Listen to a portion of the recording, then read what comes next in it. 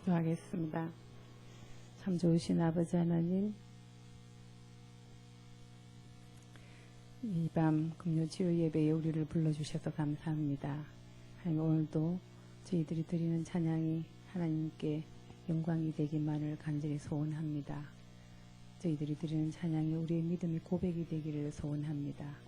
하나님, 오늘도 세우신 목사님 붙잡아 주시고 증거하는 말씀을 통해서 우리가 아버지 하나님 마음에 믿음의 결단을 다시금 하게 하시고 끝까지 주님만 바라보고 믿음으로 한 걸음 한 걸음 저 하나님 나라 향할 수 있도록 도와주시옵소서.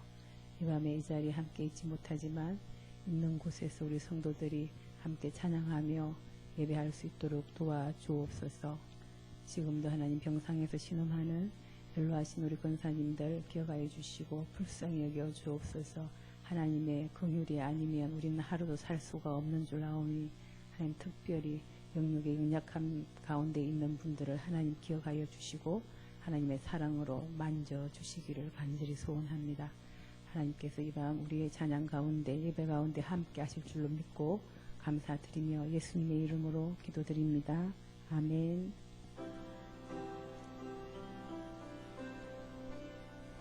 목사님 PPT 해주세요.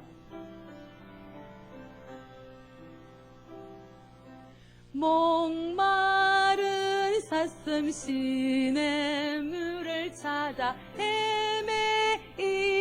헤매이듯이 내 영혼 주를 찾기에 갈급하나이다.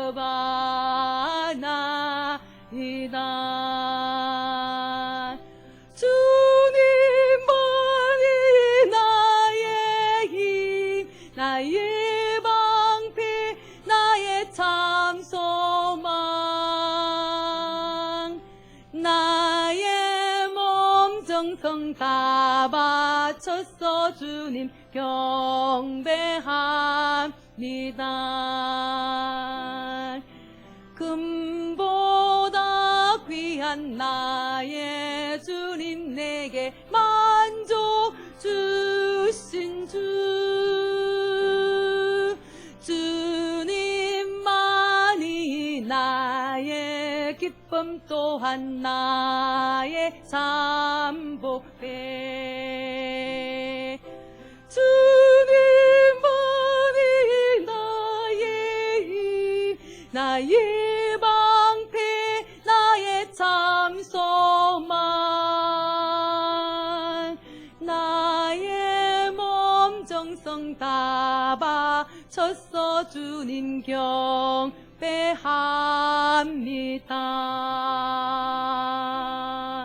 나의 피난처 예수 의지해요. 나의 피난처 예수 의지해요.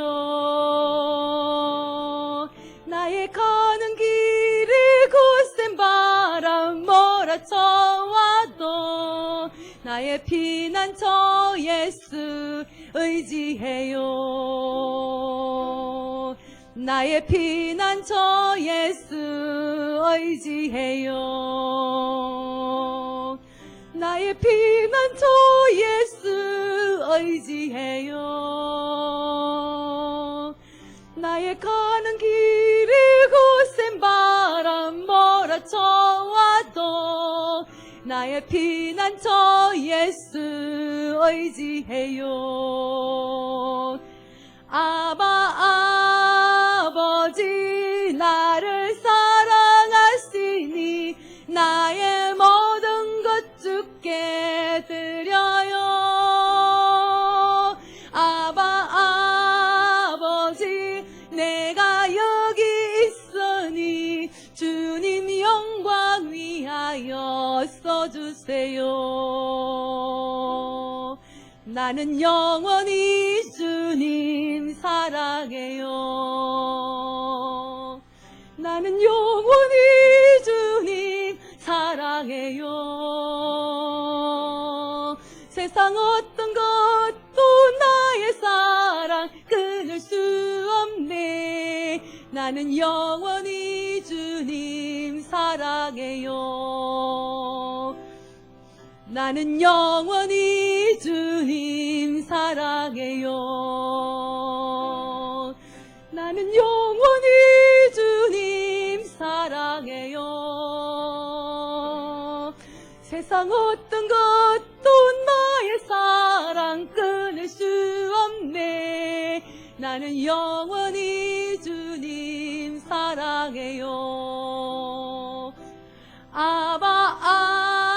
아버지 나를 사랑하시니 나의 모든 것 주께 드려요.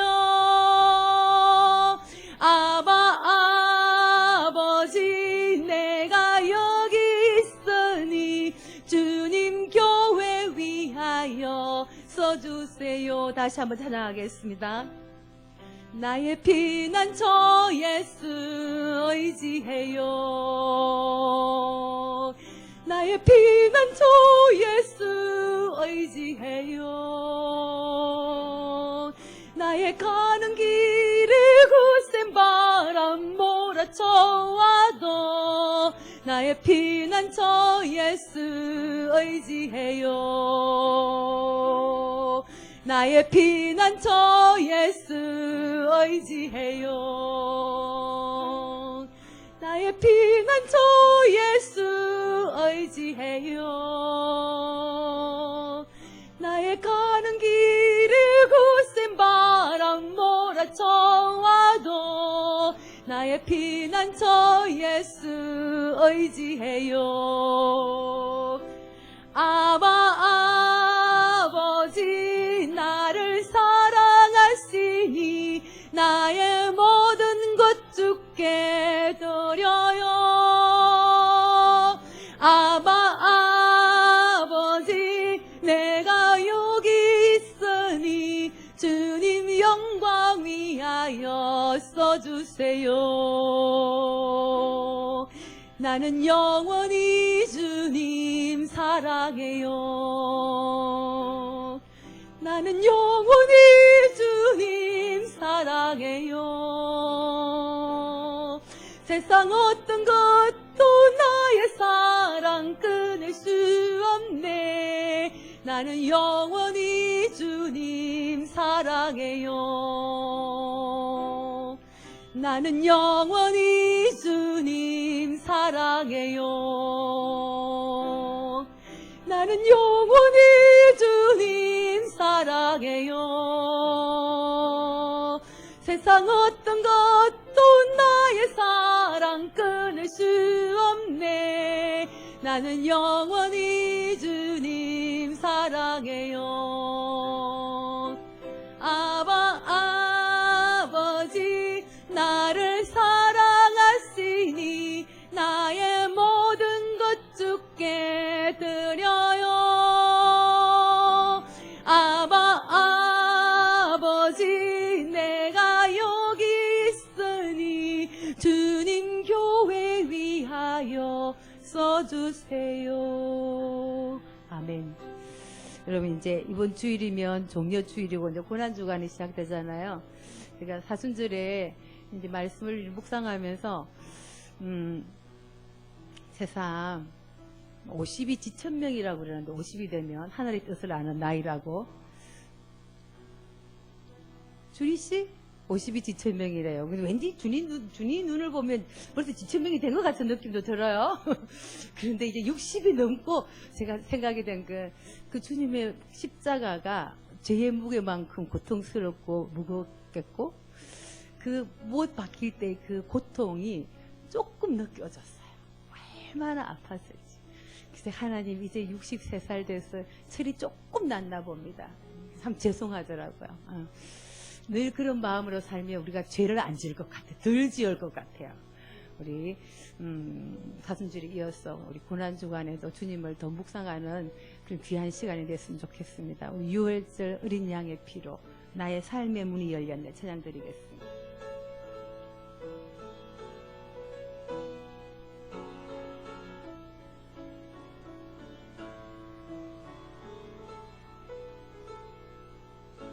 유월절 어린 양의 피로 나의 삶의 문이 열렸네. 저 어둠의 권세는 힘이 없네. 주 보혈의 능력으로 원수가 날 정죄할 때에도 난 의롭게 설 수 있네. 난 더 이상 정죄함 없네. 난 주 보혈 아래 있네. 난 주 보혈 아래 있네. 그 피로 내 죄 사했네. 하나님의 긍휼 날 거룩해 하시옵니. 난 주 보혈 아래 있네. 난 원수의 어떠한 공격에도 더 이상 넘어지지 않네. 난 주 보혈 아래 있네. 유월절 어린 양의 피로 나의 삶의 문이 열렸네. 저 어둠의 권세는 힘이 없네. 주 보혈의 능력으로 원수가 날 정죄할 때에도 난 의롭게 설 수 있네. 난 더 이상 정죄함 없네. 난 주 보혈 아래 있네. 난 주 보혈 아래 있네. 그 피로 내 죄 사했네. 하나님의 긍휼 날 거룩해 하시옵네. 난 주 보혈 아래 있네. 난 원수의 어떠한 공격에도 더 이상 넘어지지 않네. 난 주 보혈 아래 있네. 다시 한번 찬양하겠습니다. 유월절 어린 양의 피로 나의 삶의 문이 열렸네. 저 어둠의 권세는 힘이 없네. 주 보혈의 능력으로 원수가 날 정죄할 때에도 난 의롭게 설 수 있네. 난 더 이상 정죄함 없네. 난 주 보혈 아래 있네. 난 주 보혈 아래 있네. 그 피로 내 죄 사했네. 하나님의 긍휼 날 거룩해 하시옵네. 난 주 보혈 아래 있네. 난 원수의 어떠한 공격에도 더 이상 넘어지지 않네. 난 주 보혈 아래 있네. 더 이상 넘어지지 않네. 더 이상 넘어지지 않네. 난 주 보혈 아래 있네. 난 주 보혈 아래 있네. 난 주 보혈 아래 있네. 아멘. 마지막으로 마음속에 근심 있는 사람 찬양 드리겠습니다.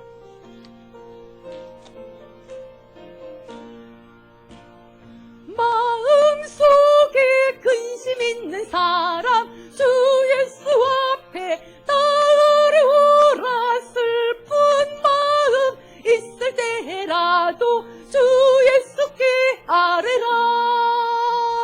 주 예수 앞에 따라오라. 주 우리의 친구니 혹시나 근심하지 말고 주 예수께 아뢰라. 눈물 나며 깊은 한숨 쉴 때 주 예수 앞에 따라오라. 은밀한 죄 내게 있더라도 주 예수께 아뢰라. 주 예수 앞에 따라오라. 주 우리의 친구니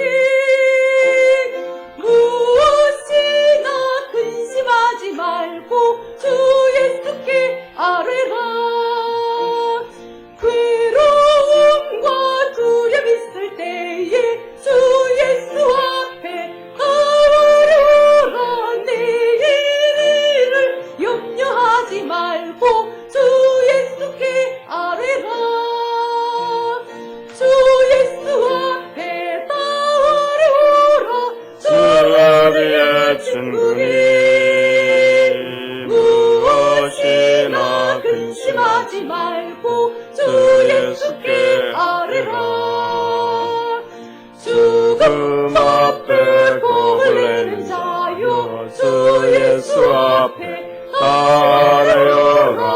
하늘나라 바라보는 자여 주 예수께 아뢰라.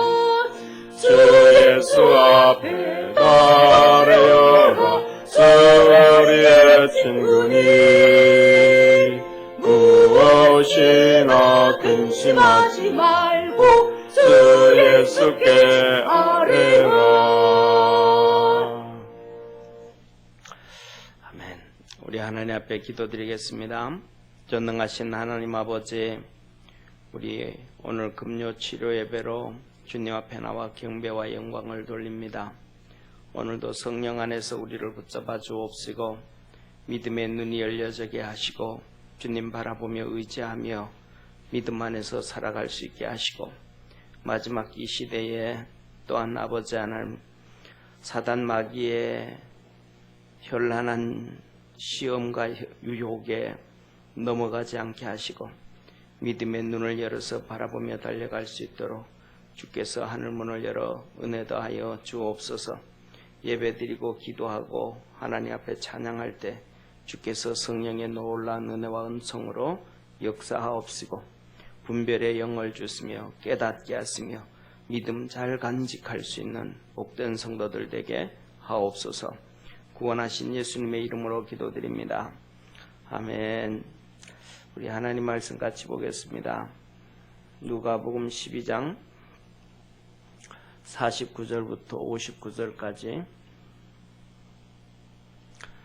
누가복음 12장 49절부터 59절까지 한 절씩 교독합니다. 내가 불을 땅에 던지러 왔노니 이 불이 이미 붙었으면 내가 무엇을 원하리요? 나는 받을 세례가 있으니 그 이루기까지 나의 답답함이 어떠하겠느냐?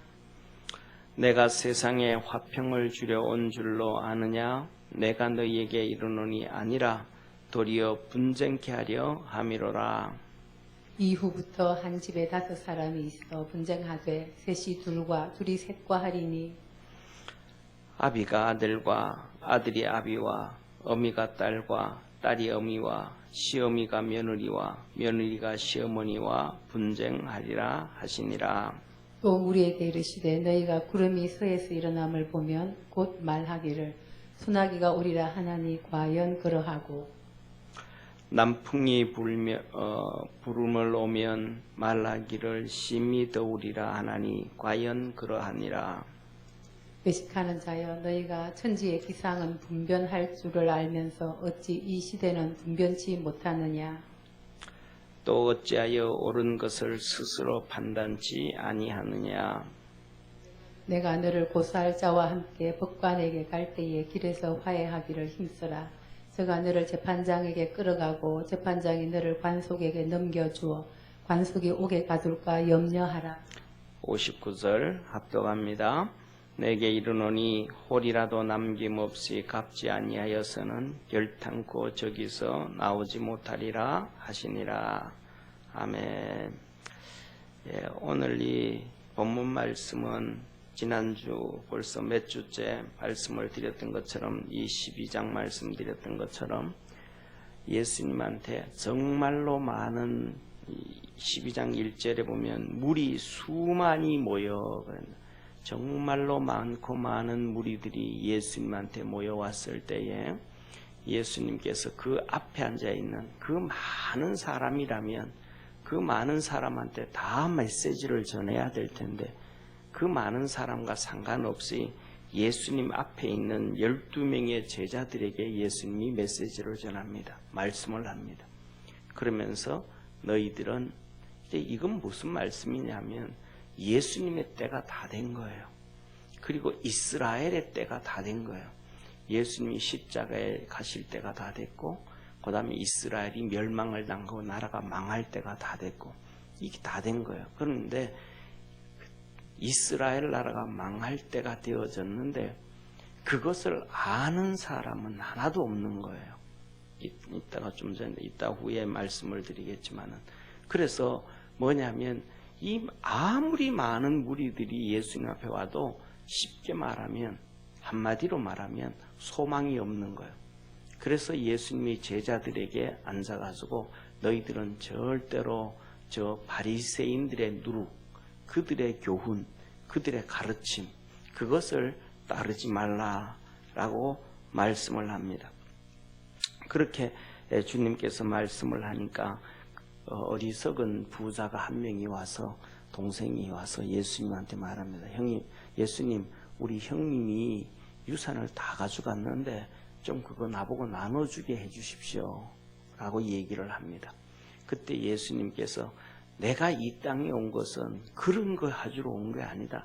하나님이 나를 보내신 사명이 따로 있다 라고 말씀하시면서 하나님 앞에 부요하지 않으면 안 된다. 이 땅의 것 취하지 말고 하늘의 것 부요해야 된다 라고 말씀을 합니다.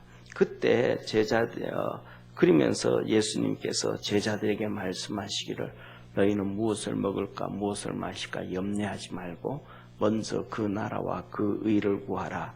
그러면 하늘에 계신 내 아버지께서 다 주신다. 이러면서 쭉 그걸 얘기를 해요. 그리고는 예수님께서 하시는 비유가 있습니다. 재림을 준비해라. 허리에 띠를 띠고 정신 바짝 차리고 깨어서 신앙생활하고 깨어 있어라 라고 얘기를 합니다. 그래서 예수님이 깨어 있으라고 얘기를 하니까 베드로가 묻습니다. 예수님, 신앙생활함에 있어서 깨어 있으라고 하신 그 말씀이 우리 지금까지 앞에 있는 우리한테 말씀을 하셨는데 우리한테 하시는 말씀입니까? 여기 남아있는 사람들한테 하시는 말씀입니까? 지금 많은 사람이 떠나가고 그 수많은 무리가 모였다가 예수님 메시지가 제자들에게만 하고 그 다음에 또 그들이 원치 않은 메시지니까 많은 사람이 가고 남아있는 거예요. 그때 이제 제자들이 베드로가 우리한테 하시는 말씀입니까? 여기 있는 사람들에게 하시는 말씀입니까? 물었더니 예수님께서 하시는 말씀이 깨어 있어서 때를 따라 양식을 나눠주는 자는 복이 있다 라고 얘기하면서 이 말씀도 똑같이 여기 있는 사람이 아니고 제자들한테 한 말씀이라는 거예요. 그러니까 어느 나라든지 그 나라의 상황과 환경과 시대는 다르죠. 쉽게 말하면 우리나라 같은 경우에는 똑같은 21세기에 살아가지만은 그리고 전부 다 글로벌 시대에 살아가지만은 우리나라 같은 경우에는 글로벌 시대고 우리나라 같은 경우에는 지금까지는 핍박이 없고 예수를 편하게 믿을 수 있는 시대였지만은 반대로 뒤집어서 보면 북한 같은 경우에는 글로벌 시대가 아니죠. 100년 전에 우리나라가 세국 정치를 했던 것처럼 딱 막혀 있는 그런 나라. 그리고 더 나아가서는 기독교인들을 다 죽이는 우리하고 전혀 다른 시대란 말. 그러니까 똑같이 같은 시대에 살면서도 같이 바라보면 안 되는 거죠. 한국에 있는 성도들의 신앙생활을 우리가 어떻게 해야 될 것인가? 북한에 있는 성도들이 어떻게 신앙생활을 해야 될 것인가? 그 신앙생활을 하는 방법과 모양과 그런 것들이 달라지죠. 또 중요한 것은 중국도 똑같거든요. 중국 같은 경우에는 그 사람들은 글로벌 시대에 살아서 여행도 하고 물건도 다 팔지만 복음은 또 제대로 못 믿고 핍박과 박해가 가득 차 있는 시대.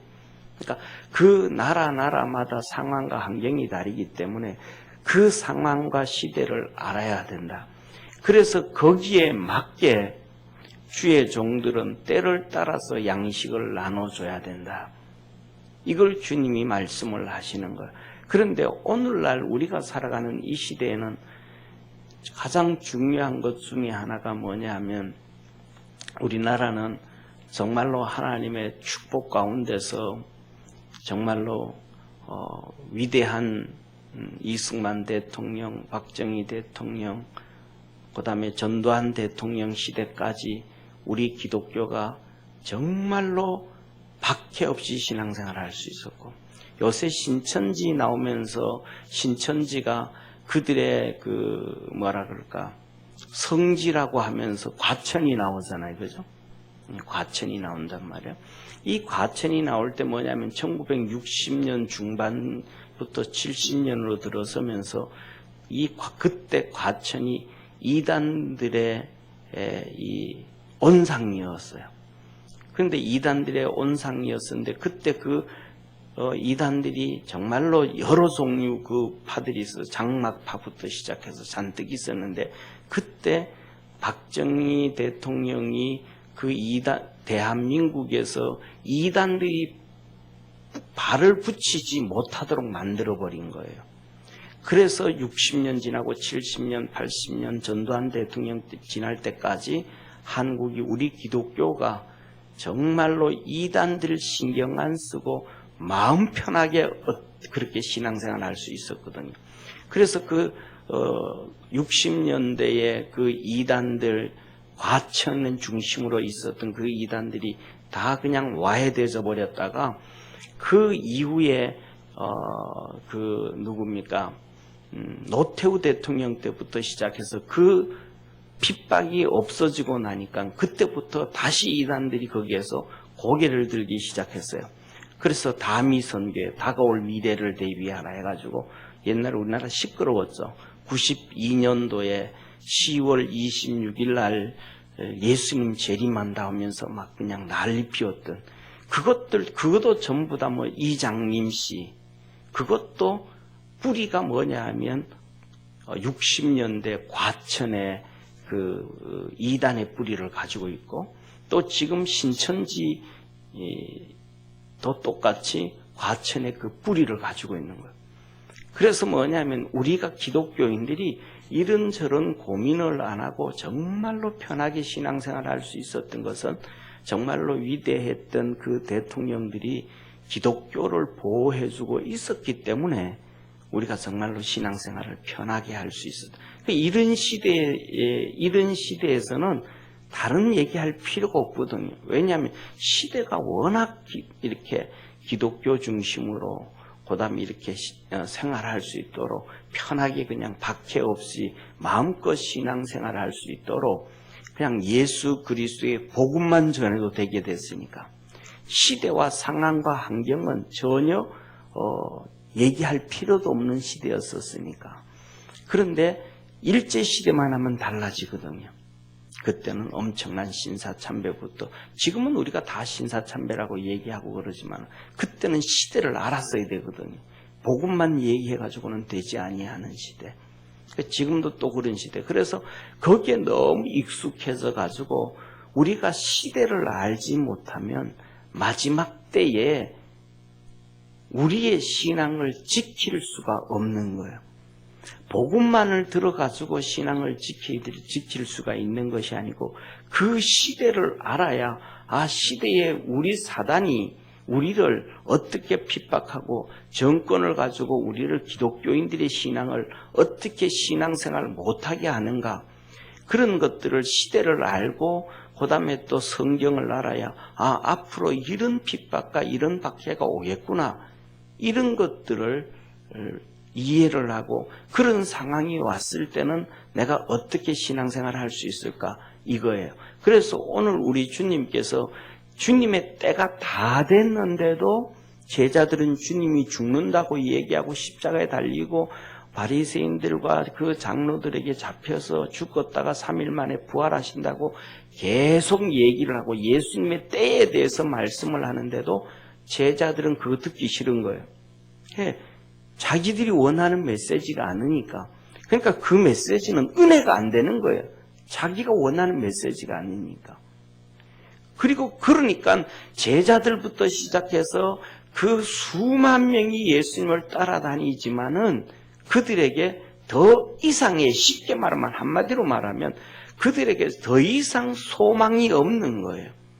그러니까 그들에게 소망이 없어. 그러니까 시대를 모르니까 제대로 된 살아있는 신앙을 모르는 거죠. 다시 말하면 똑같은 물인데 고기들이 거기서 물을 갖고 물놀이하고 놀다가 위에서 농약을 풀어버리면 그 밑에 물고기들이 다 죽어버리는데 그 농약을 치는 걸 모르고 그냥 거기 사는 거, 시대를 모른다라는 얘기는. 그래서 오늘 예수님은 이 시대 모르는 거에 대해서 탄식하고 한탄하시는 예수님의 모습입니다. 그래서 오늘 여기 49절에 보면 예수님이 이렇게 말씀합니다. 내가 불을 땅에 던지러 왔노니 이 불이 이미 붙었으면 내가 무엇을 원하니요. 예수님은 이 땅에 우리에게 화평의 복음이라는 단어를 성도들은 자기 마음대로 원하는 대로 각색해버려요. 화평의 복음은 하나님과 우리 사이의 복음이 화평케 하는 복음이라는 걸 믿으시길 바랍니다. 하나님과 우리 사이가 원수되어졌던 사이인데 예수님이 오심으로 하나님과 우리와 화평케 되어지는 복음이지, 우리의 복음이 세상을 향해서 화평케 하는 복음이라고 우리 주님은 어디에서도 한 번도 말씀을 하지 않으셨거든요. 그리고 예수님은 이 땅에 오셔가지고 복음을 전하면서 일하시면서 바리새인들과 사두개인들과 세상을 향해서 한 번도 화평을 얘기한 적이 한 번도 없습니다. 그런데 오늘날 우리 한국 기독교인들은 세상과 교회가 화평을 이루어야 된다라는 거예요. 더 나아가서는 교회가 너무 외적으로 이렇게 잘해서 선한 일을 잘해서 그 선한 일을 해서 세상으로부터 칭찬을 들어야 된다라는 거예요. 이게 성도들의 잘못된 신앙이고 유교적인 신앙이고 내가 복음이 되는 거예요. 성경적인 복음이 아니고, 이 세상에 오셔서 이 세상의 인류 역사 가운데 예수 믿는 크리스찬들 가운데서 가장 선한 사람이 누구시겠습니까? 예수님보다 더 선하신 분이 어디 있겠어요? 예수님을 향해서 바리새인이 와서 선한 선생님이여 할 때 예수님이 말씀합니다. 네가 어찌 나를 선하다고 하느냐? 선하신 분은 하나님 한 분밖에 없느니라. 선하신 분은 예수님이 한 분밖에 없다라는, 하나님이 한 분밖에 없다라는 거예요. 그 선하신 하나님을 향해서도 사람들은 손가락질합니다. 사람들은 삿대질을 합니다. 하나님이 없다고 합니다. 하나님을 부인합니다. 이 땅에 오셔서 예수님께서는 가난한 자에게, 병든 자에게, 연약한 자에게 치료해주고 강건해주고 은혜를 다 베풀어줬습니다. 온통 예수님이 하신 일은 십자가에 달려서 죽으시면서까지 우리에게 생명을 주신 분이 바로 예수님이십니다. 예수님보다 더 선한 일을 하신 분은 이 세상에 아무도 없습니다. 유교를 만들었던 공자는 인고기를 참 좋아했습니다.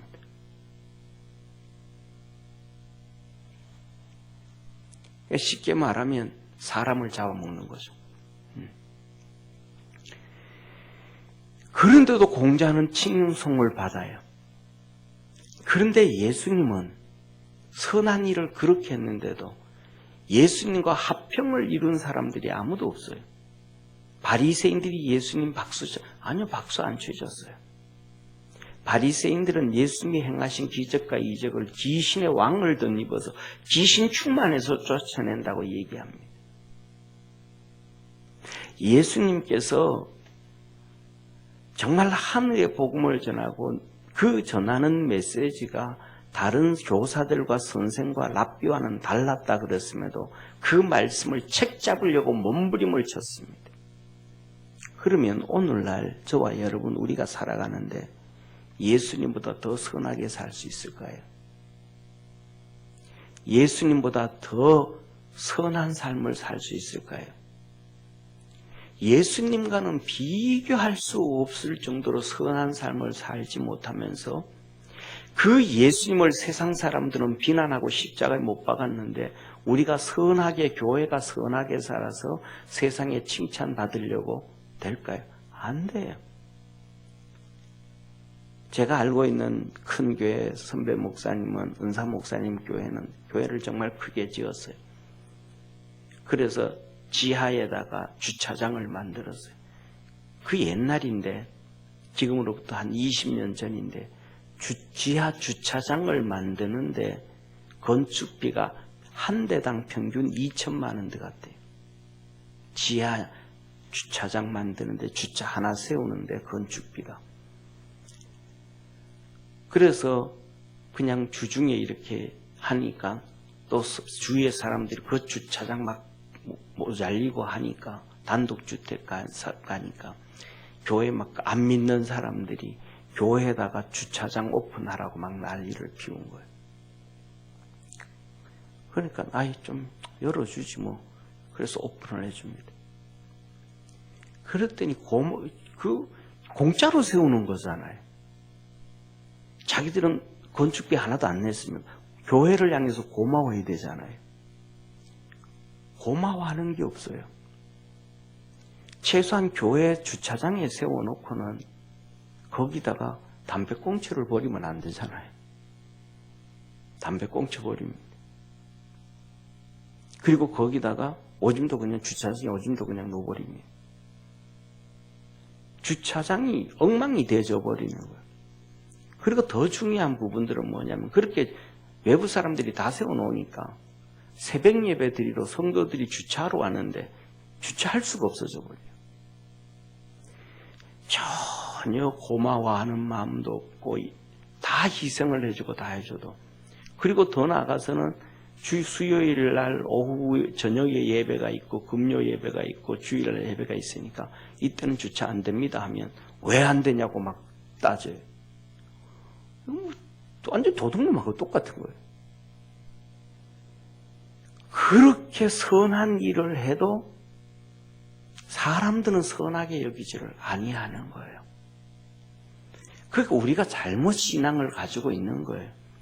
성경대로 가야 되는데 말씀대로 배우고 말씀대로 인식하고 아 이렇구나 해야 되는데 아닌 거예요. 그래서 선하게 막 가는데 안 되어지는 거예요.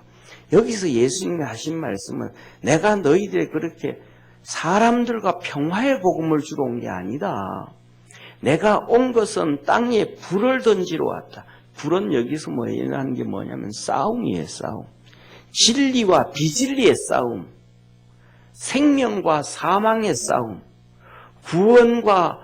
구원받지 못함에 대한 싸움. 천국과 지옥의 싸움.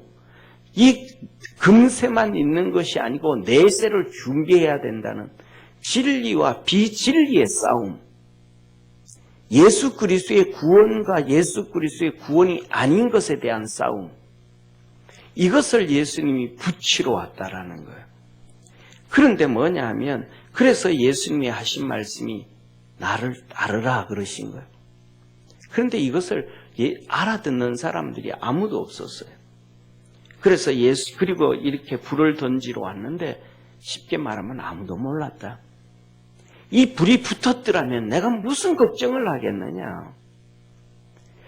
너희들이 이렇게 수만 명이 쫓아다니고 따라와 다니면서도 내가 그렇게 전했던 메시지를 알고 내 메시지를 붙잡고 하나님이 주신 말씀 붙잡고 바리새인들과 부딪히고 바리새인들과 싸우고 바리새인들과 그렇게 하면 너희들도 살고 너희 나라도 사는데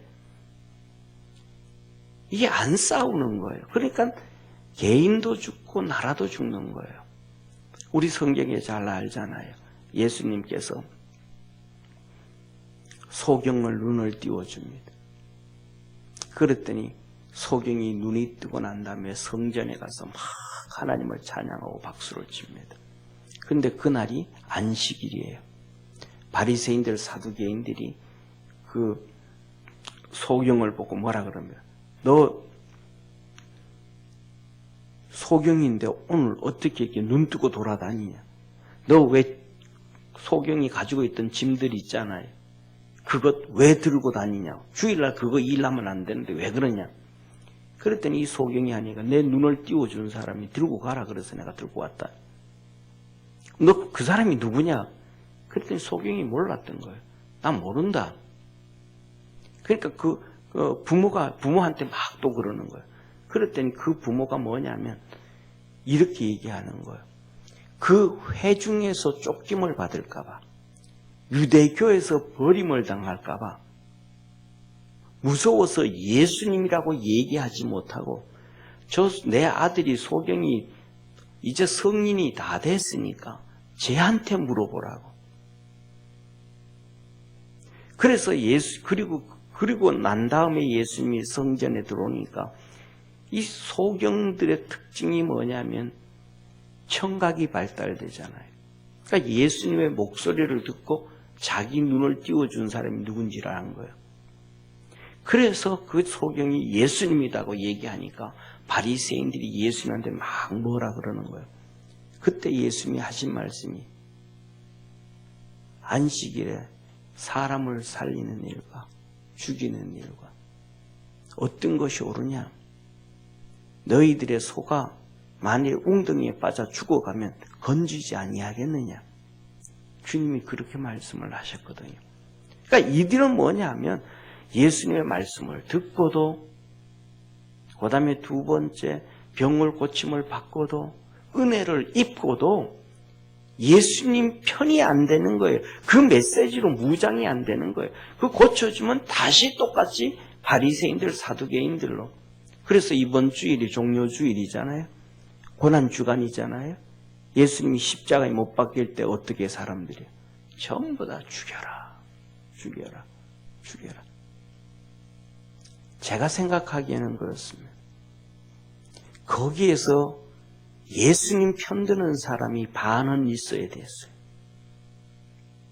예수님은 이 땅에서 십자가에 못 박혀 죽으시는 것이, 그래서 우리를 구원하시는 것이 하나님의 뜻이기 때문에 어떤 모습, 어떤 방법이든지 간에 예수님은 십자가에 못 박혀 죽으시거니와 예수님의 편을 들고 예수님 곁에 같이 있는 자가 있어야 그 나라와 그 백성은 사는 거예요. 그런데 아무도 예수님 편에 있는 자가 없어요. 그래서 예수님이 십자가를 지고 올라갈 때 눈물 흘리며 따라 올라오던 여인들을 향하여 예수님이 십자가 지기도 벅찬 그분이 그 여인들에게 나를 위하여 울지 말고 너와 내 자녀를 위하여 울라. 이들은 시대를 몰랐던 거예요. 예수님이 십자가에 못 박히는 시대도 몰랐고, 그렇게 믿음으로 서지 못해서 다 망해질 수밖에 없는 그 나라의 시대도 몰랐고, 자, 그래서 자기들의 신앙도 지키지 못했고, 그래서 우리는 역사서를 보면 잘 알죠. 역사서, 유세비우스의 역사서를 보면 AD 70년에 유대인들이 죽을 때에, 나라가 망할 때에 130만 명이 죽임을 당합니다. 130만 명이. 여인들이 아이를 베고 도망을 가는데도 잡혀서 배를 갈라 죽입니다. 왜? 보석을 삼키고 가니까 그 보석 끄집어내려고. 사랑하는 성도님, 시대를 몰랐던 사람들은 우리 일제시대도 똑같아요.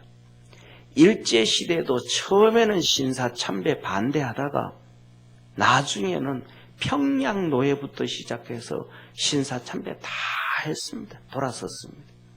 그리고 끝까지 마지막까지 신사참배를 반대했던 것이 경남노예입니다.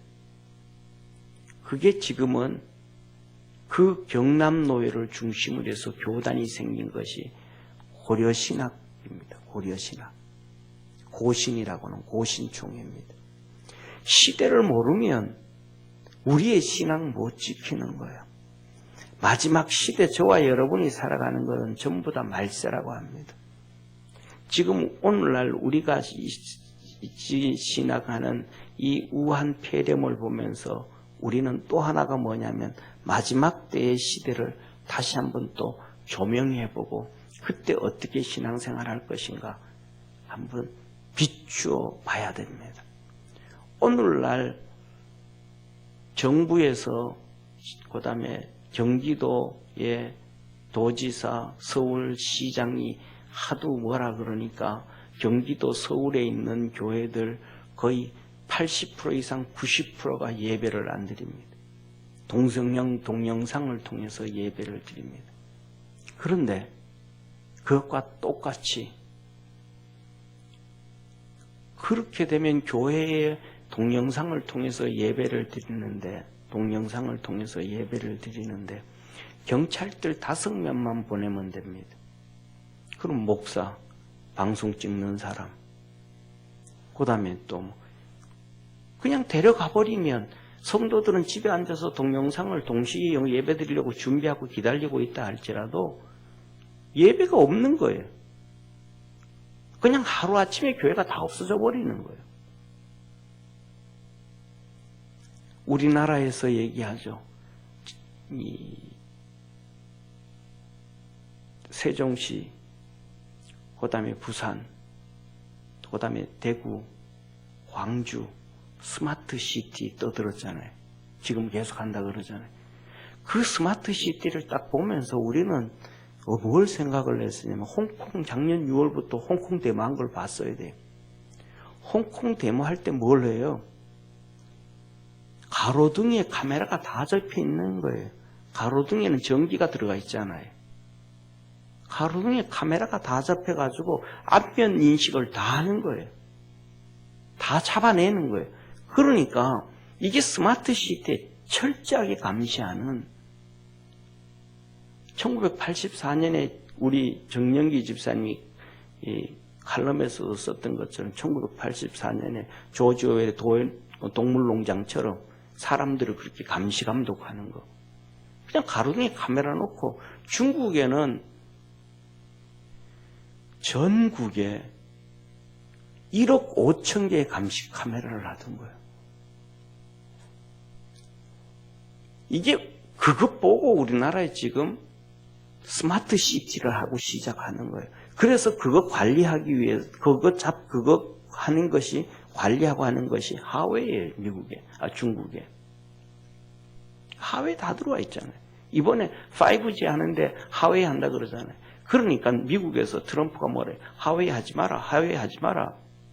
그건 너들 정보, 국민들의 5천만 정보가 다 넘어간다, 통째로. 왜? 그 일들을 아프리카에서 했으니까. 아프리카에 너무 가난하니까 아프리카 연합으로 만들었는데 그 연합, 쉽게 말하면 전 세계 유엔과 같이 아프리카 연합을 해놨는데 그 건물 지을 돈이 아프리카가 없는 거예요. 그러니까 중국이 우리가 지어줄게. 아프리카 사람들 너무 좋아했죠. 막 박수 쳤죠. 그래서 지었죠. 그래서 활동을 잘했죠. 근데 중요한 거 다 퇴근하고 나면 밤 12시부터 2시까지 갑자기 전기가 돌아가는 거예요. 모터가 돌아가는 거예요. 나중에 알고 봤더니 데이터가 중국으로 다 통째로 넘어가는 거예요. 그 시간 12시부터 2시까지. 아프리카 각 정부에 있던 모든 이 데이터들이. 미국에서 백도어를 통해서 다 들어왔고. 이게 뭐냐 하면 그 시대를 알아야 이런 시대 되면 이것이 우리의 신앙과 반대되어지는 거구나 알 수 있는 거예요. 이걸 모르면 나도 모르는 사이에 그냥 어물렁 성경에 보면 666 토자를 맞아 매매를 할 수 없다 그랬는데 어느 순간 나도 모르는 사이에 내 믿음, 나는 예수님은 믿는데 예수님 부인한 것도 아닌데 거기서 666은 예수님 부인하는 것도 아니에요. 그냥 예수님 믿는데 그건 받으면 매매를 못한다 그런 거예요. 오늘 우리가 살아가는 시대에 카드 안 가지고 있는 사람은 어디 있습니까? 이거 가지고 다 매매가 되거든요. 저는 지갑도 잘 안 가지고 다녀요. 그냥 휴대폰 하나 가지고 다닙니다. 휴대폰에 카드 다 집어넣어놨고요. 휴대폰에 드라이브 라이센스, 주민등록 다 해놨어요. 그냥 이것저것. 그런데 그런데 그냥 오른손이나 그냥 칩 하나, 그냥 주사 한 번 막는 것처럼 따끔하면 끝날 정도로 끝나버리는 거예요. 어느 순간 뭐냐면 고백을 하는 거예요. 누구처럼 고백을 하냐 하면 양과 염소를 구분해 놨을 때처럼 똑같이 주님 앞에 섰을 때 고백하는 거예요. 염소가 뭐라 그래요? 주님 우리 모르십니까? 내가 언제 주님을 부인했습니까? 주님 부인한 적 없지 않습니까? 우리가 주의 이름으로 기적도 행하고 능력도 행하고 주의 이름으로 다 했는데 우리 모르시겠습니까? 시대를 모르면 나도 모르는 사이에 나는 예수님 부인하지도 않았고 믿음을 부인하지도 않았고 찬송 불렀고 기도했고 예배드리고 있었는데 아버지 앞에 갔더니 내가 쉽게 말하면 이러고 살았더라는 거예요. 뭐 하고 살았냐면 호적에는 남편하고 결혼해서 사는데 어느 순간부터는 애인하고 같이 있는 거예요. 나중에 봤더니 호적도 정리되어져 있는 거예요. 생명책에 우리 이름이 정리되어 버린 거예요. 지워져 있는 상태예요. 시대를 알아야 되는데 모른다는 거예요. 지금 이 사람 예수님이 하시는 말씀. 내가 너에게 불을 주러 왔다. 그러니까 깨어서 세상과 싸워서 신앙을 지켜야 된다라는 거예요. 그래서 50절에 이렇게 말씀을 합니다. 예수님이 나는 받을 세례가 있으니 그 이루기까지 나의 답답함이 어떠하겠느냐. 내가 받을 세례가 있으니 이게 뭐예요? 예수님의 고난과 십자가의 죽음입니다. 이것이 이루기까지 때가 다 됐는데 이제 내가 그 고난을 받고 십자가에 죽을 때가 다 됐는데 예수님 마음을 알아가지고 그렇게 깨어서 신앙생활하고 믿음으로 사는 제자도 없고 아무도 없는 거예요. 그러니까 예수님이 얼마나 답답하시겠습니까? 그러니까 예수님은 그 고난이 예수님의 십자가의 고난, 예수님의 채찍에 맞는 그 고난, 이 고난이 더 2중, 3중으로 무겁고 힘든 거예요. 예수님에게는. 좀 예수님이 그 당하는 걸 알아야, 그 시대를 알아야 힘이 나지 않아요. 쉽게 말하면 우리가 살아가는 삶에서도 그렇지 않습니까? 주부로서 가족들 위해서 집 정리하고 음식 만들고 뭐하고 가장으로서 뭐하고 사는 것이 정말 쉽지 않고 어렵잖아요. 그런데 중요한 것은 뭐냐면 그것을 가족들이 알아줄 때 그래도 힘이 나잖아요. 이 여자분들 그런다 그러잖아요. 하루 종일 집안일은 아무리 해도 티가 안 난다 그러잖아요. 그런데 남편이 아니 당신 뭐하고 그것도 정리 안 했냐고 안 알아줄 때 섭섭하다 그러잖아요. 똑같은 거거든요. 예수님도 지금 다 됐는데 3년 동안 그렇게 몸부림을 쳤는데 백성도 제자들도 아무도 모르는 거예요. 예수님의 때도 모르고 나라가 망해서 갔는데도 이제 망하게 됐는데도 그때도 모르고 51절에 예수님이 그래서 이렇게 말씀을 합니다. 내가 세상에 화평을 주려고 온 줄로 아느냐? 내가 너희에게 이르노니 아니라 도리어 분쟁케 하려 왔니라. 내가 너희에게 화평을 주러 온 게 아니고 분쟁을 주러 왔다라는 거예요. 싸움과 진리와 비진리의 싸움, 옳음과 틀림의 싸움. 오늘날에 우리는 뭐예요? 옳음과 그름의 싸움이 아니고 진리와 비진리의 싸움이 아니고 오늘날의 성도들은 전부 다 비성경적인 자기가 생각하는 복음을 가지고 있어서 그냥 좋은 게 좋은 거야. 안 싸우고 그냥 넘어가는 게 은혜야. 성경에서는 어디에서도 그렇게 얘기하지 않았습니다. 하나님은 항상 옳은 것, 의로운 것, 바른 것, 진리 이것을 얘기했지 진리와 비진리가 적당히 그냥 타협하고 사는 것, 옳은 것과 틀린 것이 적당히 그냥 안 싸우고 지나가는 것, 이것을 은혜라고 얘기하고 그것이 옳다고 얘기한 적은 예수님은 성경은 한 번도 없습니다. 그래서 주님께서 하시는 말씀이 믿음의 사람들은 진리와 비진리와의 싸움이고 옳음과 틀림의 싸움이고 바른 것과 굽은 것의 싸움이 성도들이에요. 그래서 옳은 것을 세워가고 바른 것을 세워가고 진리를 세워갈 때 하나님의 나라가 이 땅에 임하게 되어짐을 믿으시길 바랍니다. 그러나 비진리가 세워지고 굽은 것이 세워지고 틀린 것이 세워지면 그 사회는 사단이 지배하는 곳이 되어버리는 거예요. 우리 성도들한테 몇 번 설교를 드렸지만은 이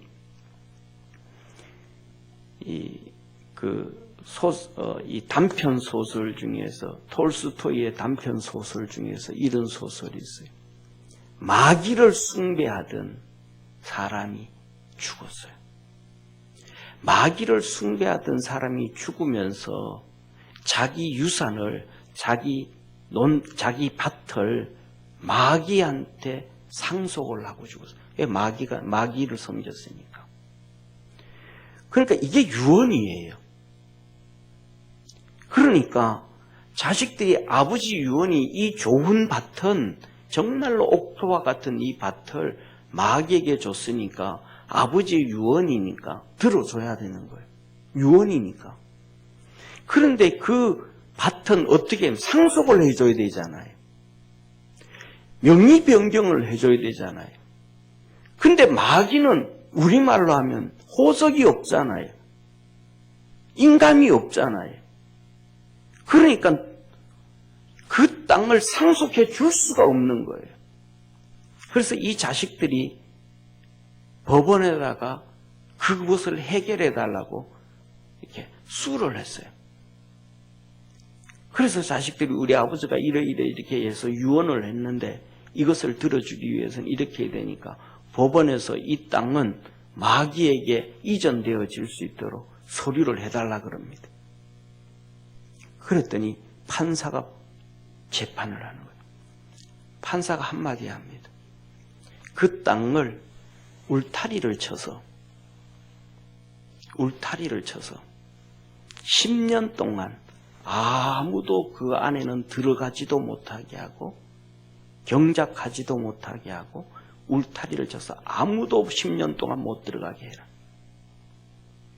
그러면 그 땅은 나무가 나고 망가져서 옥토가 완전히 다 망가져서 사람이 쓸 수 없는 망가진 땅이 되어서 그 땅을 마귀에게 명의 변경을 해주지 않아도 당연히 마귀 땅이 되어버린다. 뭐예요? 관리를 안 하면 그 땅은 마귀 땅이 되어버린다. 우리 주님이 말씀을 하시잖아요. 씨앗 뿌리는데 씨를 뿌렸더니 옥토에 떨어진 씨앗은 30배, 60배, 100배의 결실을 하였느니라. 옥토는 처음부터 옥토는 하나도 없습니다. 사람이 돌멩이를 캐내고 거름을 주고 흙이 안 좋으면 흙을 갖다 붓고 또 수구하고 그 다음에 또 거름 붓고 돌멩이 주워내고 그렇게 관리를 하면 옥토가 되는 거예요. 가시덤불도 캐내고 그것을 관리하면 옥토가 되고요. 돌짝밭도 캐내서 관리를 하면 옥토가 되고요. 길가도 갱이질을 하고 그것을 뒤집고 엎고 관리를 하면 옥토가 됩니다. 할렐루야.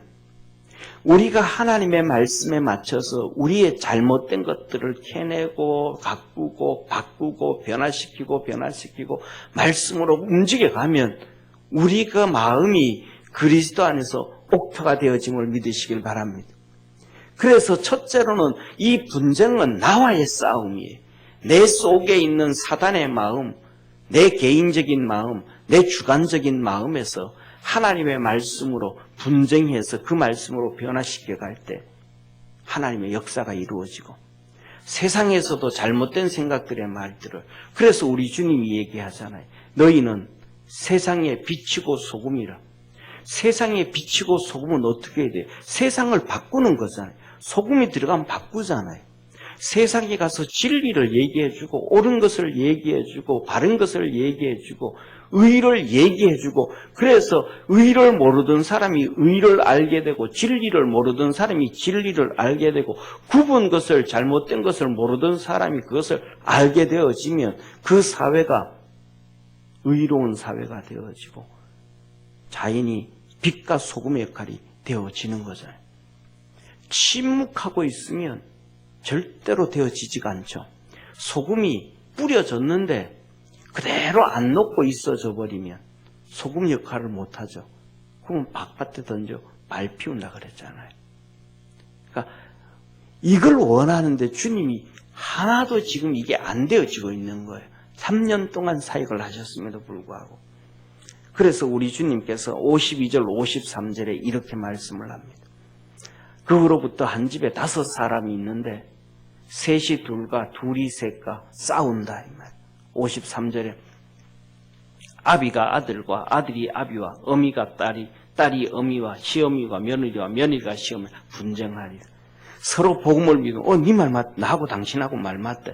이 틀린 가족끼리도 진리를 위해서 싸우고 바른 것을 위해서 싸우고 의를 위해서 싸우고 그 부딪히고 나온다. 우리나라가 똑같은 상황이었거든요. 오늘날 우리 한국교회가 복음이 안 되죠. 복음화가 안 돼가죠. 그런데 옛날에 50년대, 60년대, 그 전에 1900년대 며느리가 예수님 믿고 그 다음에 시집 와가지고 말할 수 없을 정도로 박해를 받죠. 그래서 우리 그 간증문을 보면 나오잖아요. 며느리가 아니면 자기 아내가 새벽마다 교회 가는 거예요. 그래서 자기 아내가 목사하고 뭐 한 줄 바람난 줄 알고 새벽에 그냥 술 먹고 왔더니 없어가지고 가가지고 교회 가서 행패 부린 적이 한두 번이 아니라 그러잖아요. 그럼에도 불구하고 끊임없이 계속 새벽 예배 가는 거예요. 계속 예배 드리는 거예요. 뭐 하는 거예요? 영적 싸움이 있는 거예요. 그렇게 싸우고 난 다음에는 시어머니부터 시작해서 다 예수님 믿어요. 그런데 중요한 것은 오늘날에는 뭐라 그래요? 우리 시어머니 죽고 나면 예수 믿을게요. 남편이 말 안 듣고 저러는데 남편 죽고 난 다음에는 예수 믿을게요. 누가 먼저 죽을지 어떻게 알아요? 이제는 싸움이 없어요. 그래서 좀 잘 되고 편안하면 나올게요. 아니요, 주님이 그러셨잖아요. 제자들에게 제자를 보고 말하기를 너는 나를 쫓아라. 그랬더니 제자가 뭐라고 해요? 예수님 그건 안 되고요. 우리 아버지 장사 지내고 난 다음에 내가 예수님 쫓겠습니다. 아버지가 죽고 난 다음에 지금은 아버지가 워낙 완고해가지고 내가 아버지를 바꿀 수가 없으니까 아버지가 죽고 난 다음에 장사 지내고 내가 예수님의 제자 되겠습니다. 예수님이 그를 향해서 아니 죽은 자는 죽은 자로 장사하게 하고 너는 나를 지금 따르라. 부딪히는 거야. 복음을 향해서는 두려워하지 말고 싸워나갈 수 있는 축복의 우리 성도 되어지기를 주의 이름으로 축원합니다. 믿음에서는 이기느냐 지느냐의 싸움이에요. 저 같은 경우에도 군대를 갔었는데 처음 가니까 제가 신학교 졸업하고 가니까 100% 그러잖아요. 술 먹으라 그러는 거예요. 소주 먹으라 그러는 거예요. 회식한다고 신병이 들어왔으니까 회식한다는 거예요. 그래가지고 안 먹었죠. 그래가지고 내가 그랬죠. 당신이 신학교 졸업을 했으면 와서 술 먹으러 한다고 먹겠냐고.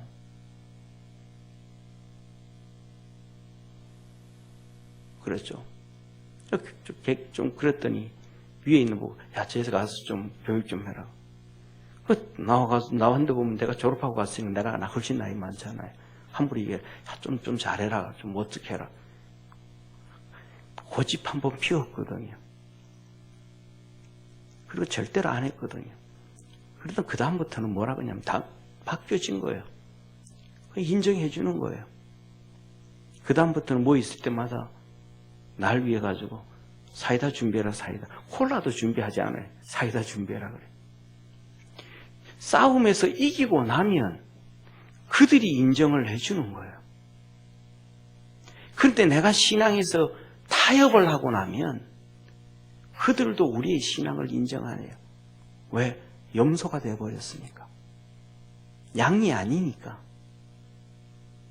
믿음 안에서 승리할 수 있는 우리 믿음의 성도 되어지기를 축원합니다.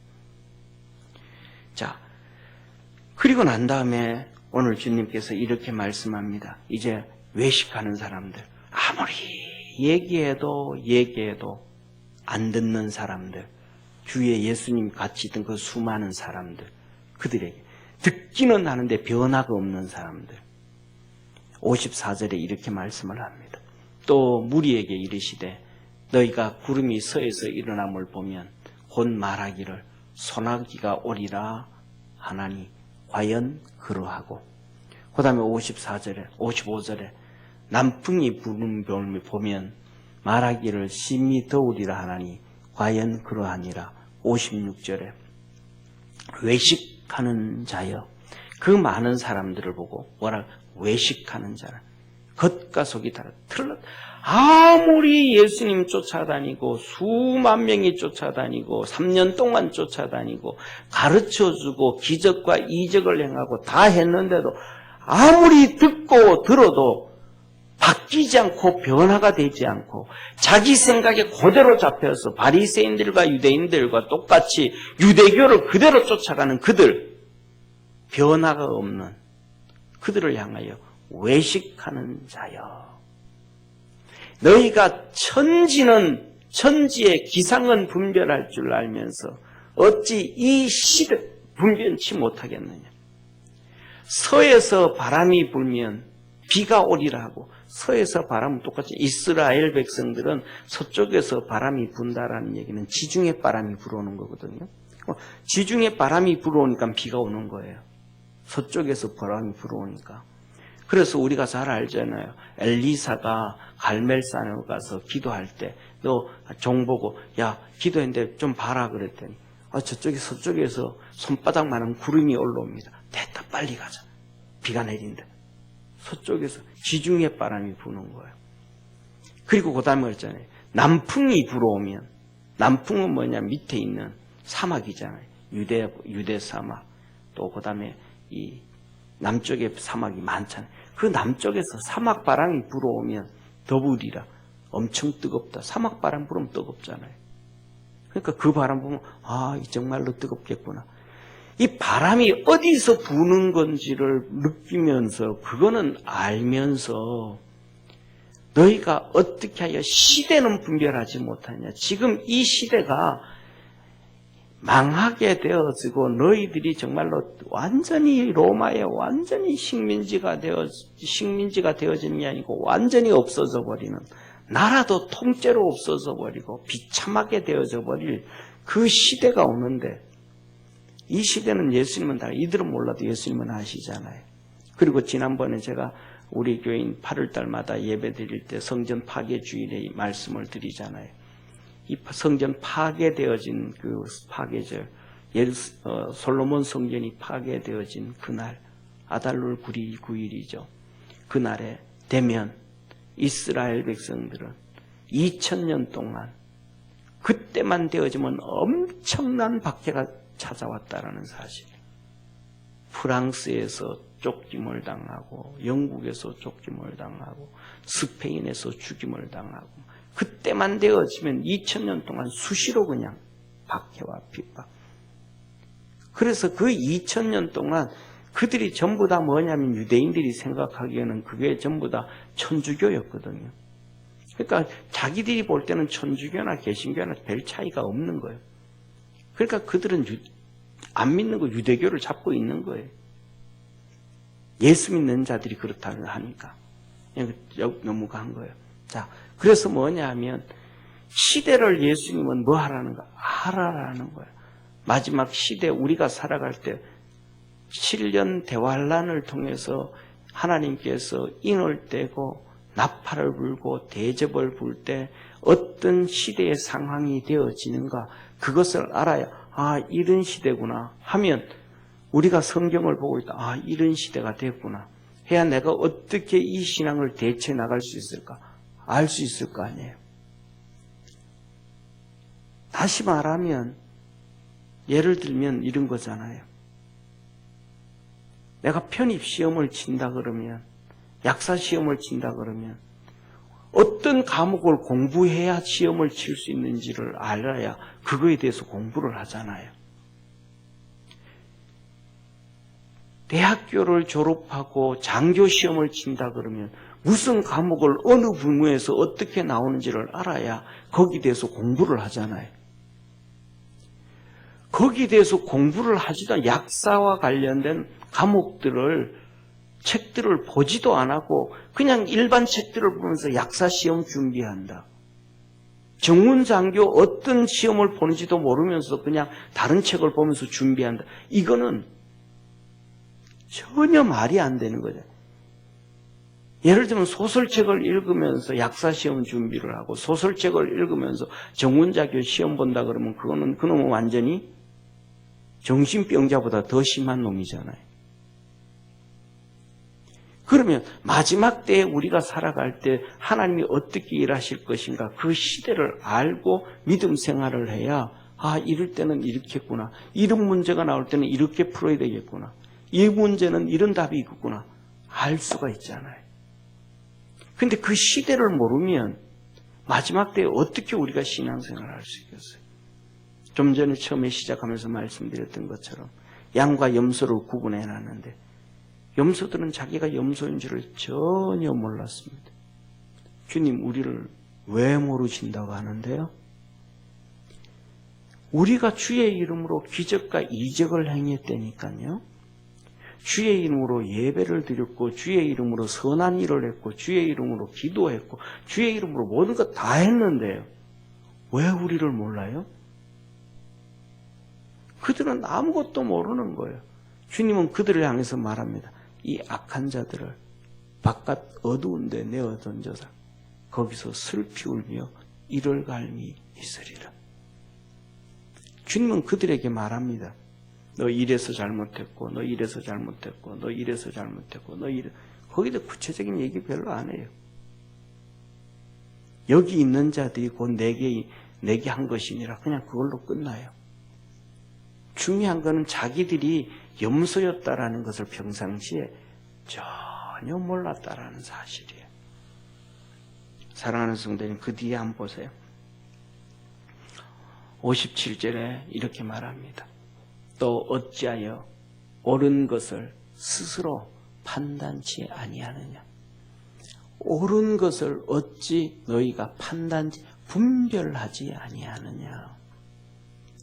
뭐가 옳은 건지 틀린 건지 분별하고 구분할 줄 알아야 된다.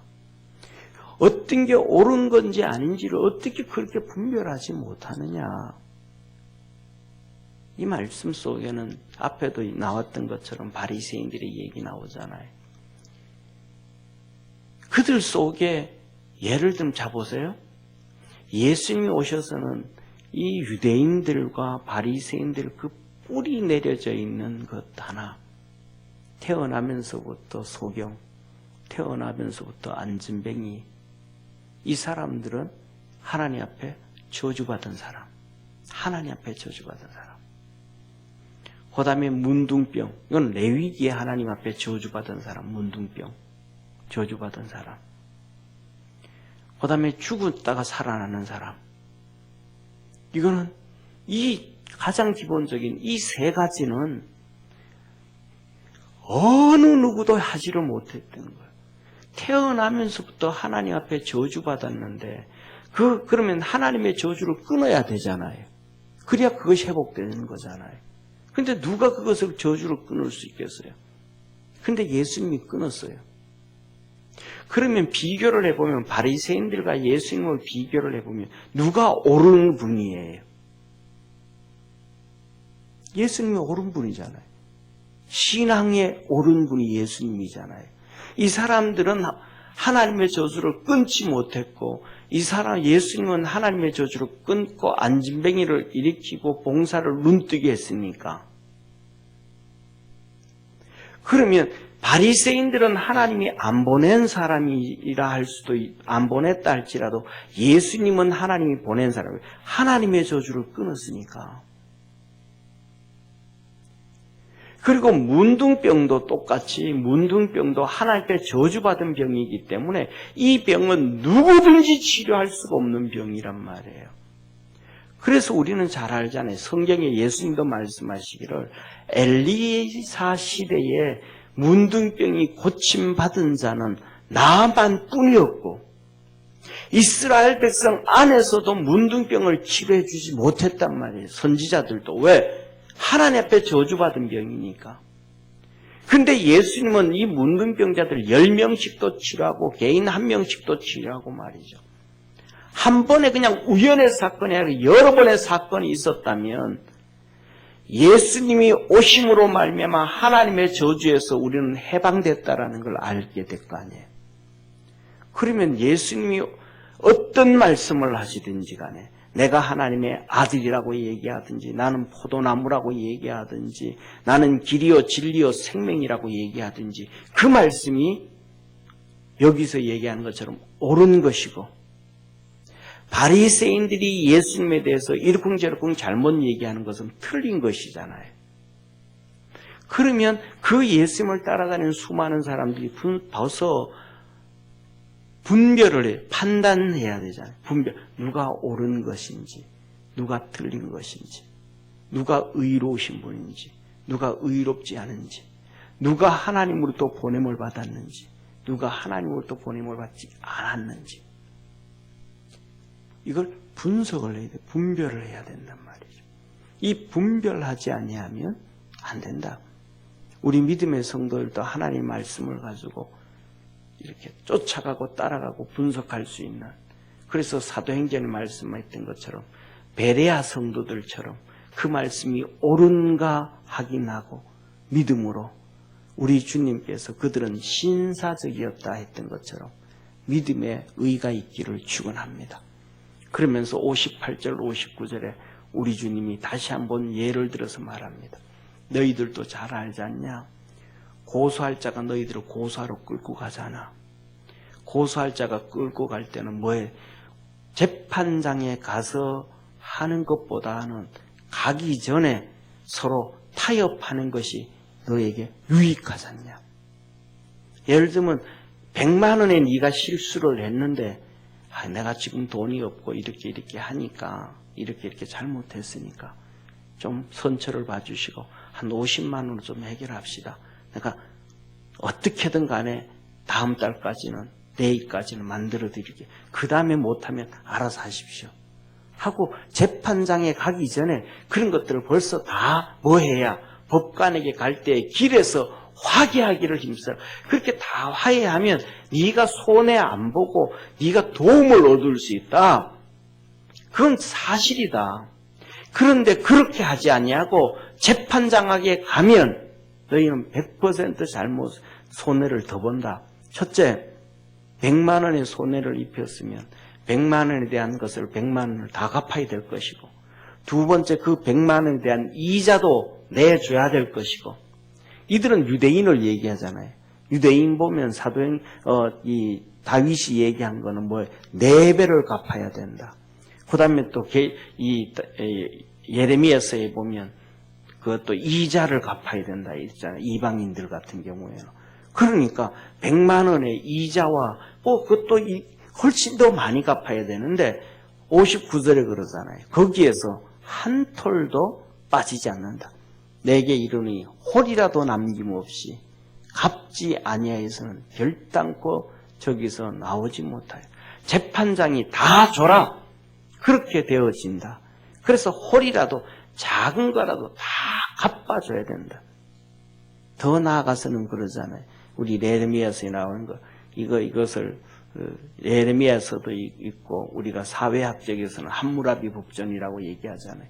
손이 잘못하면 손을 잘라주고 갚은 대로 한 행동대로 똑같이 도둑질을 하면 손을 잘라버리고 똑같이 이런 이 법대로. 네가 잘못한 거에서 재판장에 가면 하나도 양보를 못 받고 다 해야 된다. 그런 것처럼 가기 전에, 재판석에 가기 전에 먼저 그 사람하고 화해를 해가지고 하면 네가 형편을 그 사람이 살펴줘서 다 하지 아니하고도 된다. 이게 뭐냐면 어떻게 사는 것이 옳게 사는 것이고 어리석게 사는 것인지를 안다.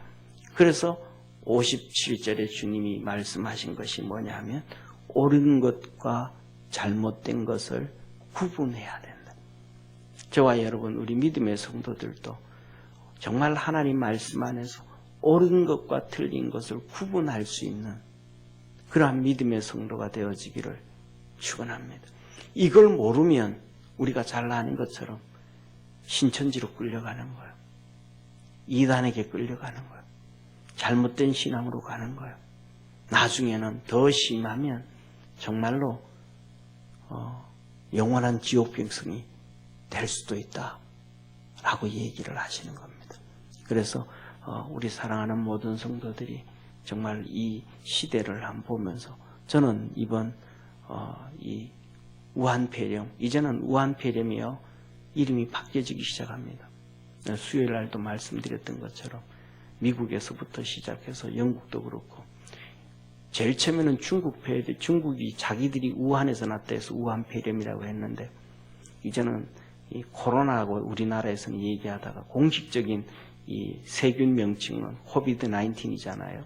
그런데 이제 미국에서는 이걸 그렇게 얘기하지 않습니다. 이 완전히 이름이 완전히 바뀌어졌습니다. 이건 이제는 CCPC랍니다. CCP랍니다. CCPC. C, Chinese, C, Communist Party, 중국 공산당 바이러스라고 합니다. 코로나. CCPC라면 중공 바이러스라고 이제 붙이면 중공 바이러스. 중국 공산당이 만들어낸 바이러스다. 그래서 CCPC라면 CCPC.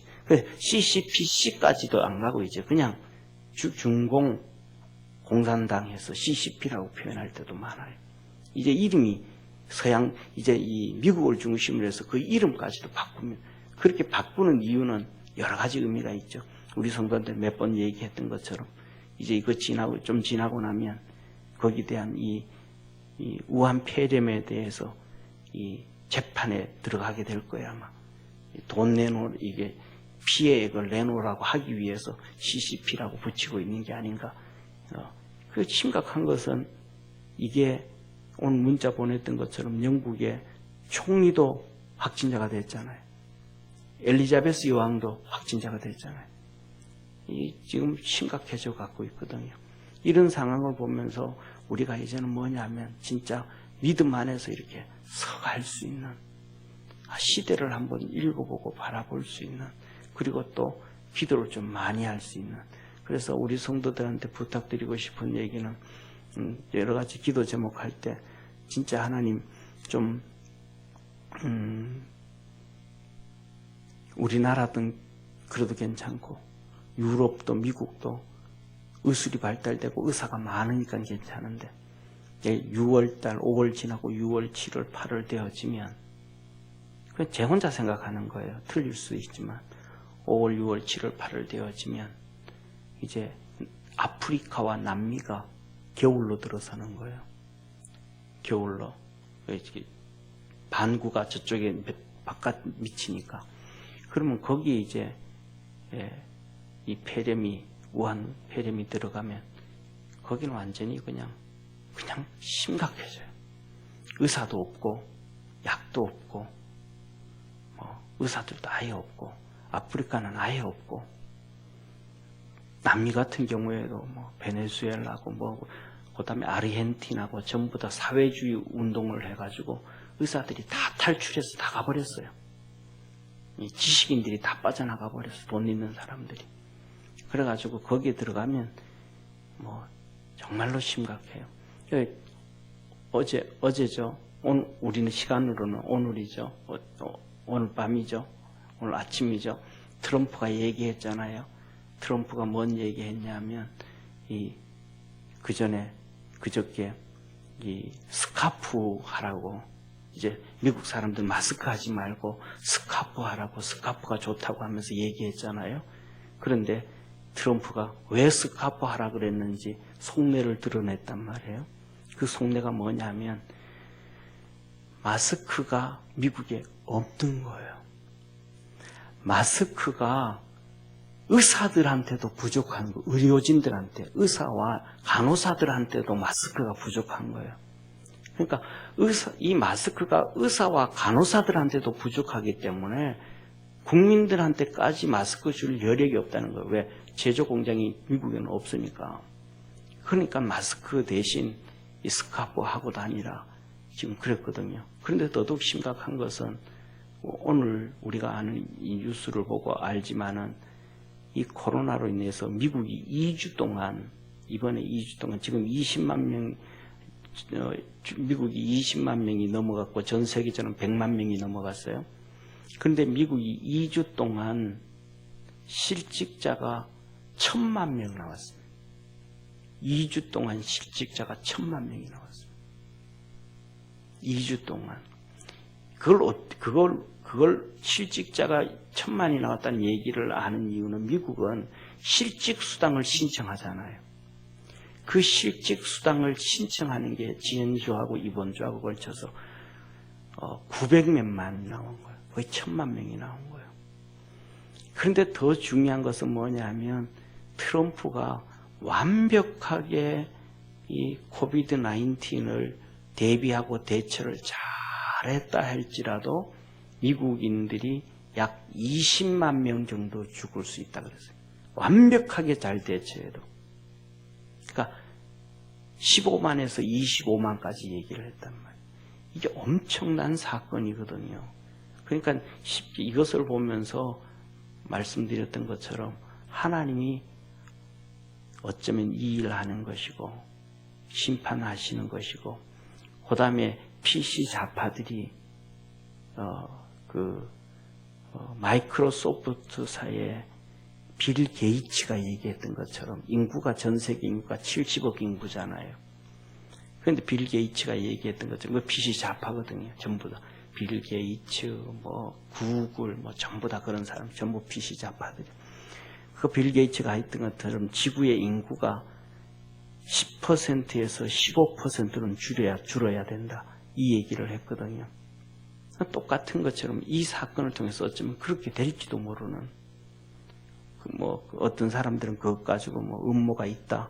그래서 이런 일이 있다. 어떻게 했다고 할 수가 있는데 가장 중요한 것은 오늘 이 본 말씀을 보면서 우리가 신앙으로 믿음으로 잘 무장해서 우리가 주님 앞에 설 때 잘 설 수 있는 그런 축복이 우리 성도 되기를 축원합니다.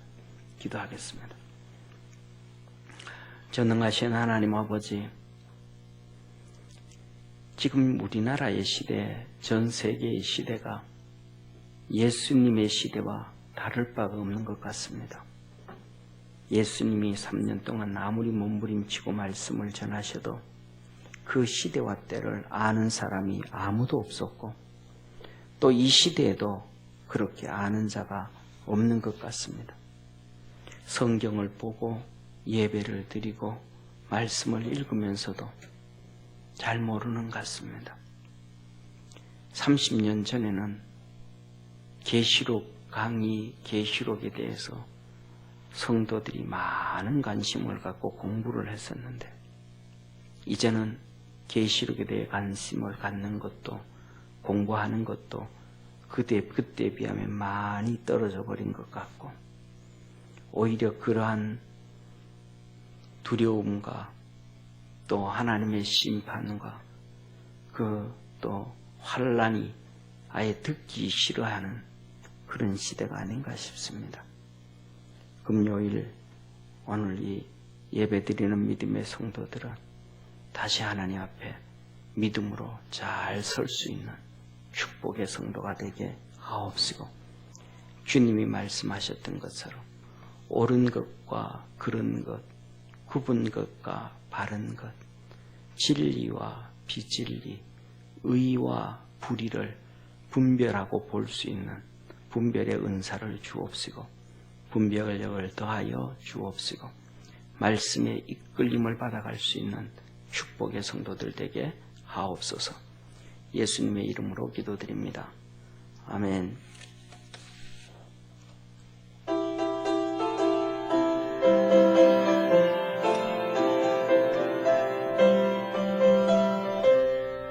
오랫동안 모든 죄 가운데 빠져 더럽기가 한량 없던 우리들 아무 공로 없이 구원함으로도 하나님의 자녀 지금 되었네.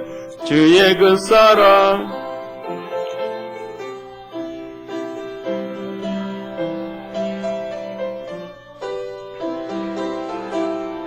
한량 없도다. 찬송할지어다. 예수의 공로 주의 보혈로 정결하게 씻어 죄악에서 떠나 몸이 되었고 세상 근심 구름 간 곳 없어지니 하나님의 빛이 영원없도다. 주의 그 사랑 한량 없도다. 찬송할지어다. 의 공로 주의 그 사랑 한량 없도다. 찬송할지어다. 예수의 공로 죄의 깊은 잠가 뜬 세상의 꿈을 어서 깰지어다. 나의 친구 은혜 받을 날과 구원 얻을 때가 지금 온 세상에 선포되었네. 주의 그 사랑 한량 없도다. 찬송할지어다. 예수의 공로 주의 그 사랑 한량 없도다.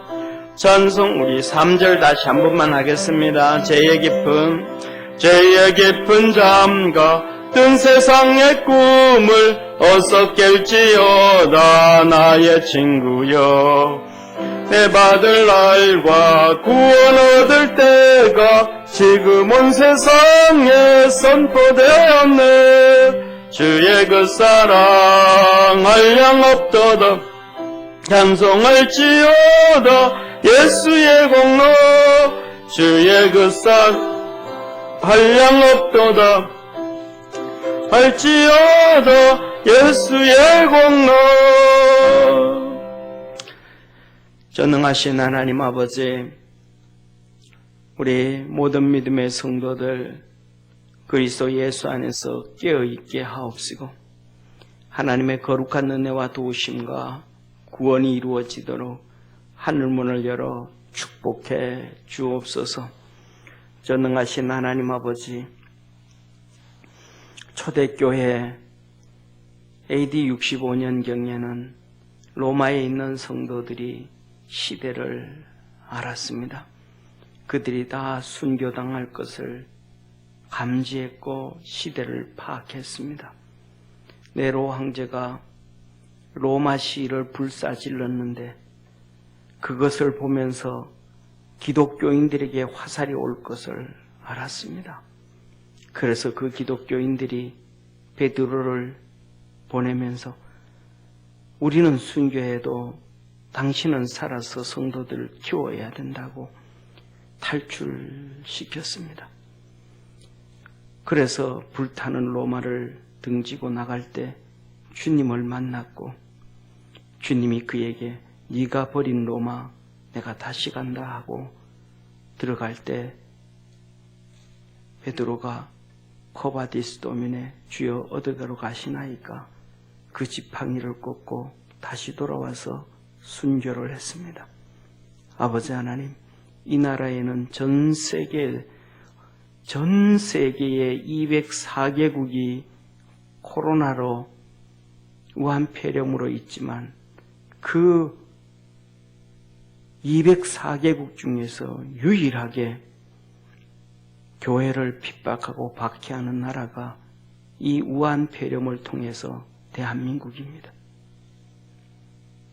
전능하신 하나님 아버지, 이 시대에 살아가는 우리 성도들이 또 우리 주의 종들이 시대를 분별할 줄 알고 깨달아 알 줄 알고 하나님 앞에 바로 서갈 수 있도록 하늘문을 열어 은혜 더하여 주옵소서. 믿음 안에서 성령 안에서 충만케 하옵시고 기도하며 기도할 때에 하늘문을 열어주시고 성령님으로 충만케 하옵시고 하나님 말씀 진리를 볼 수 있는 깨달을 수 있는 은혜를 부어 주옵소서.